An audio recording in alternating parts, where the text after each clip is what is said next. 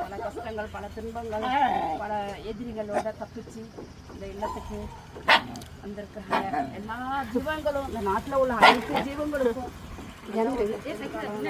தீர்ப்பு கிடைக்கணும், சட்டம் கிடைக்கணும், நீதி கிடைக்கணும், நேர்மை கிடைக்கணும், எல்லாம் வேறவரால ஒட்டப்படணும்.